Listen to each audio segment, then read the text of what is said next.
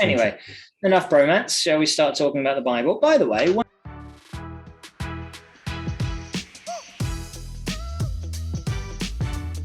welcome to the Bible in 1 Year podcast, brought to you by two Brits and a Bible. If you want to engage in a casual but meaningful chat about the Bible, this podcast is for you.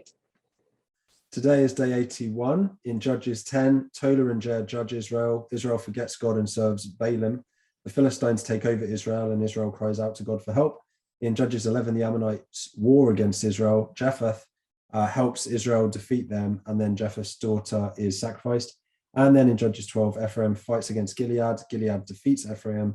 Jephthah judges Israel for 6 years, and then Ibzan, Elon, and Abdon judge Israel.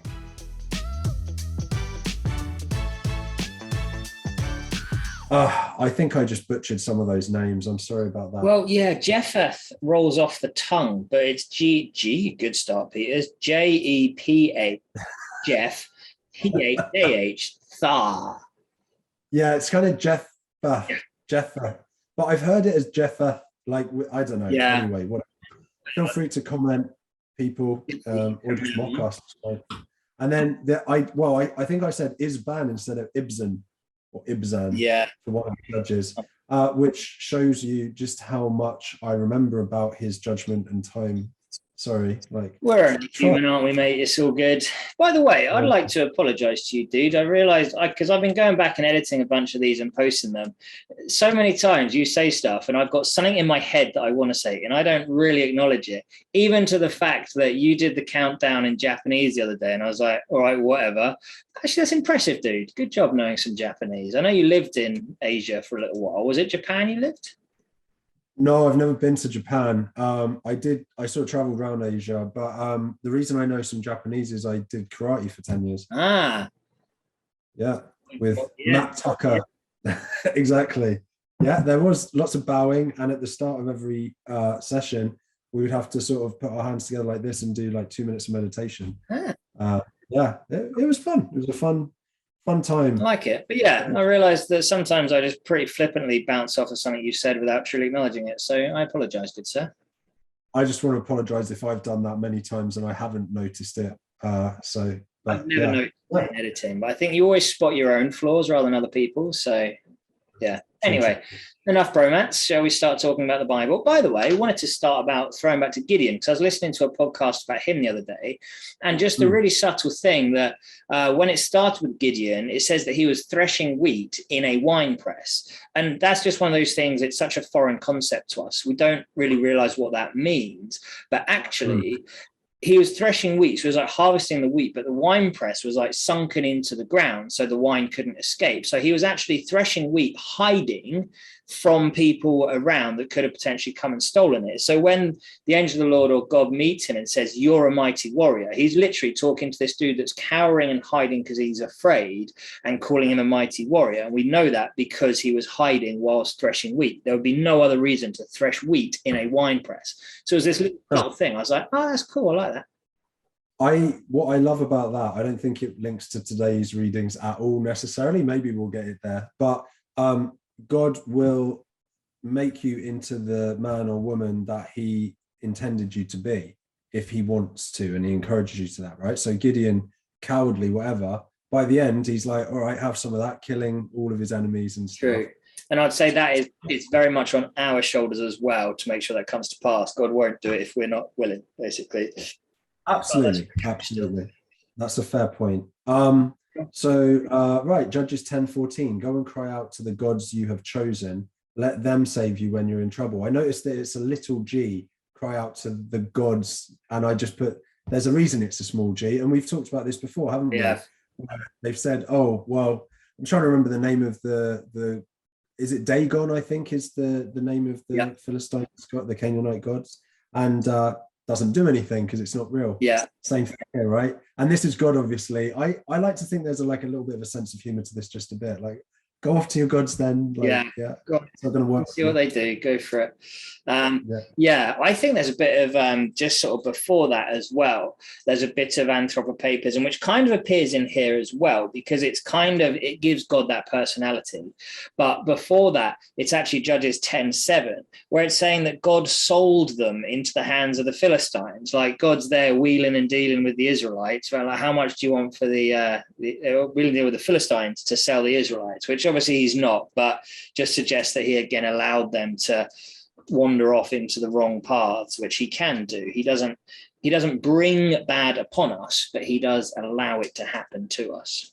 Right. And I think that segues us beautifully into the whole thing with Jephthah, or however you want to say it.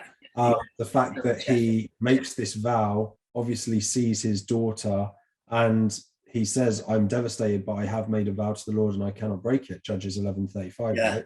And it's exactly that. It's not that God wanted him to do this. It's that God allows him in his foolishness to make this ridiculous vow, and he doesn't stop it. That's what's interesting to me. Yeah. So Abraham goes to kill Isaac, and God literally intercedes and says, no, don't do it. Right? I mean, they're very, very, very different in the of course.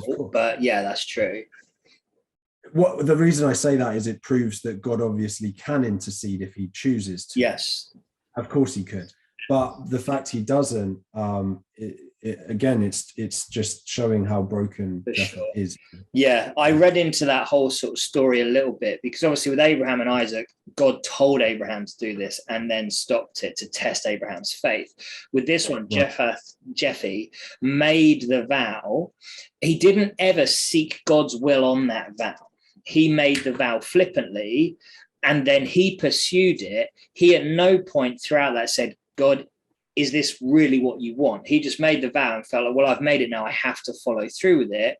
But actually it teaches us not to speak flippantly when it comes to God and vows and the power of our words. Basically, we've chatted before about the word promise and promising stuff. Absolutely. But also then, even if we've made a vow and got caught up in something, we can still seek God's opinion and God's input on it, because it doesn't mean that we have to follow through with that, especially if it's not in keeping and not in line with God's will.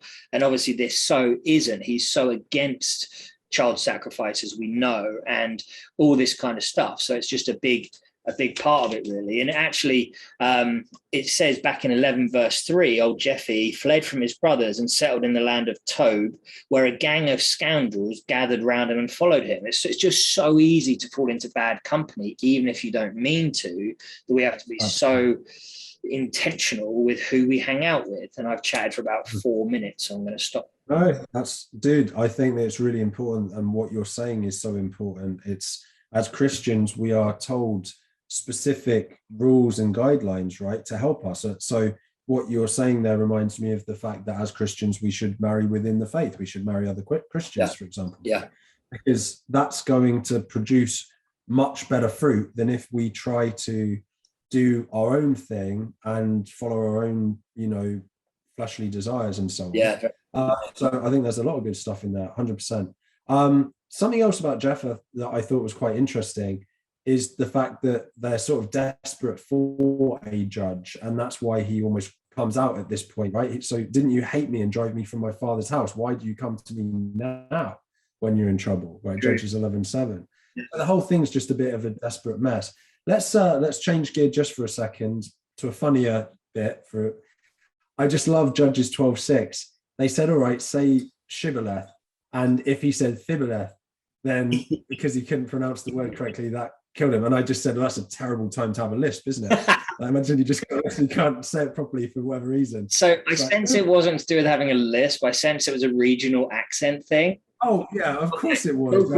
You're right. I don't literally think that was lisp. Yeah. Kill the lispy boy. Like Jonathan Ross would be just murdered. Very cool, quick one. The children of Israel again did evil in the sight of the Lord. That's repeated 7 times in the book of Judges. I just wanted to put that out there. Yeah, no, I love it. And then one thing I wanted to just end on briefly, again, flipping back in here to Judges 11, and this whole section from like 14 through to 25, Jephthah seems so well learned, and he's fallen into a gang of wrong-uns, but they've made him a judge. Where has he got all this knowledge from? It feels to me like he's some kind of Ask Jeeves of Bronze Age Middle Earth. Like, oh, don't know. Yeah. Anyway, might run over a smidge. I'm very sorry. Tomorrow's readings, we've got in Judges 13, 14, and 15. So why don't you beautiful people pick up your Bible and get reading? In the meantime, please consider joining us on social media at 2 Brits in the Bible and sharing this with someone to help spread the word of God.